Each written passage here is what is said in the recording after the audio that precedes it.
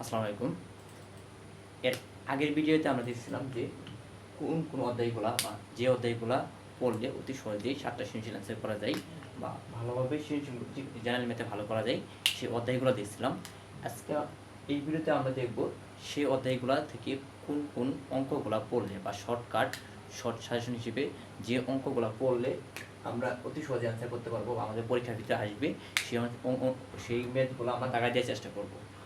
প্রথমে আমরা বীজগণিতিক রাশি থেকে দেখব যে বীজগণিতিক রাশিতে তিনটা পার্ট আছে। একটা আছে 3.1, তারপর 3.2, 3.3, 3.4, চারটা অনুশীলন আছে। এই চারটা অনুশীলন থেকে আমরা ম্যাথ দেখানোর চেষ্টা করব যে ম্যাথগুলা পরীক্ষার মধ্যে আসার সম্ভাবনা সবচেয়ে বেশি। বীজগণিতিক রাশি চ্যাপ্টার 3.1 থেকে যে ম্যাথগুলো আসার সম্ভাবনা সবচেয়ে বেশি সেই ম্যাথগুলো আমরা দেখানোর চেষ্টা করব। 3.1-এ আমাদের আছে 49 অধ্যায়। সেখানে আছে 3 নম্বর অঙ্ক,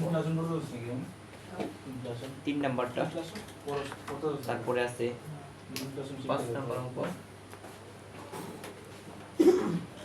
এরপর আমাদের আছে 7 নম্বর অঙ্ক, তারপরে আছে 8 নম্বর অঙ্ক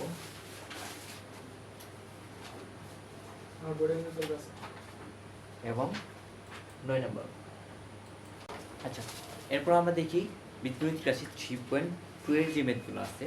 3.2 এর ভিতরে আমাদের আছে 3 নম্বর অঙ্কটা এবং 4 নম্বর অঙ্ক খুবই গুরুত্বপূর্ণ, সৃজনশীল খ এবং গতে আসে।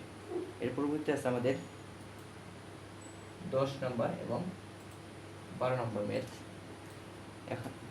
এখানে আছে আমাদের 13 নম্বর ম্যাথ এবং 14 নম্বর ম্যাথ। সাথে আমাদের একটা এই অধ্যায় সৃজনশীল আছে 17 নম্বর, 16 নম্বর এবং 17 নম্বর। এই অধ্যায় এই কটা অঙ্ক পড়লে মূলত আমাদের সৃজনশীলের জন্য হয়ে যায়।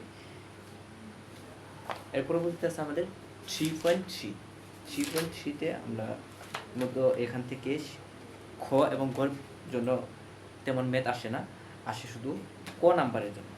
ক নাম্বারে মিলটাম রিলেটেড যে অঙ্কগুলো আছে সেই অঙ্কগুলো আমাদের ক নাম্বারে আসে। এর মধ্যে যদি আমরা দেখি 11 নম্বর একটা ম্যাথ আছে, তারপর 14 নম্বর ম্যাথটা, 20 নম্বর, 19, 26 নম্বর। এছাড়াও আমাদের যে দুটো অঙ্ক করতে হবে বীজগণিতের ভিতরে কমন একটা ম্যাথ আছে, সেটা আমাদের যে x² x⁵ প্লাস 1/x⁵ বা x⁵ মাইনাস 1/x⁵, এরকম একটা ম্যাথ আমাদের ক নাম্বারে থাকবে। x⁵ প্লাস 1/x⁵ বা x⁵ মাইনাস 1/x⁵। এখানে যে অঙ্কগুলো দেখানো দেওয়া হয়েছে সেই অঙ্কগুলো থেকেই ম্যাথ আসবে। শুধু বইয়ের ম্যাথের ভিতরে অন্য কোনো অঙ্ক দেয় না, সেখানে একটু চেঞ্জ করে দেয়। হয়তো x-y এর জায়গায় AB দিয়ে দিবে, PQ দিয়ে দিবে, RS দিয়ে দিবে, MN দিয়ে দিবে। মূলত এতটুকু পরিবর্তন করবে, বাকি যা আছে হুবহু বইয়ের অঙ্ক। এখন আমরা দেখব ত্রিকোণমিতি অধ্যায় থেকে কোন কোন ম্যাথগুলো আমাদের পরীক্ষার জন্য গুরুত্বপূর্ণ। ত্রিকোণমিতিতে আমাদের দুইটা অধ্যায় আছে, একটা আছে 9.1 এবং আছে 9.2। 9.1 মূলত থিওরিক্যাল আর 9.2 মান নির্ণয়ের মতো করে যে ম্যাথগুলো থাকে। 9.1 থেকে আমাদের গুরুত্বপূর্ণ অঙ্ক হয়েছে, সবচেয়ে গুরুত্বপূর্ণ হচ্ছে যে 8 নাম্বার একটা অঙ্ক আছে। 8 নাম্বার অঙ্কটা আমাদের জন্য গুরুত্বপূর্ণ, এটা সৃজনশীল খ এবং গ মধ্যে আসে। 8 নাম্বার অঙ্ক ম্যাথ। তার পরবর্তীতে আছে আমাদের 11 নাম্বার ম্যাথ, তারপরে আছে 14 নম্বর। 14 এবং 13 এগুলা সেম, একই টাইপের, দুইটার ভিতরে একটা শিখলে হবে। তারপর বলতে আছে আমাদের 15 নাম্বার। 15 এবং 16 সেম টাইপের, তো এখান থেকে আমাদের যে কোনো একটা শিখলে হবে। এরপর বলতে আছে আমাদের 17 নাম্বার, তারপরে আছে 18 নম্বর ম্যাথ, এরপর হচ্ছে 19 এবং 20। 19 এবং 20 সেম টাইপের ম্যাথ, শুধু সাইনের জায়গায় সেক দেওয়া আছে। এখান থেকে আমাদের একটা ম্যাথ করলে হবে। তারপর আছে 21 নম্বর ম্যাথ। এর পরবর্তীতে আমাদের 22 থেকে লাস্ট পরবর্তী পৃষ্ঠায় আমাদের 22 থেকে 25 পর্যন্ত ম্যাথ আছে। 22 থেকে 23 পর্যন্ত যে তিনটা ম্যাথ আছে, 22, 23 এবং 24, এই তিনটা অঙ্ক সৃজনশীলের জন্য খুবই গুরুত্বপূর্ণ। বিশেষ করে 23 নম্বর অঙ্কটা, এটা সৃজনশীলের ত্রিকোণমিতি সৃজনশীল ক নাম্বারের ভিতরে আসে। আর এখানে আমাদের একটা সৃজনশীল আছে, সেটা হচ্ছে 25 নম্বর। এই সৃজনশীলটা আমাদের দেখতে হবে। এর পরবর্তীতে আছে আমাদের 9.2।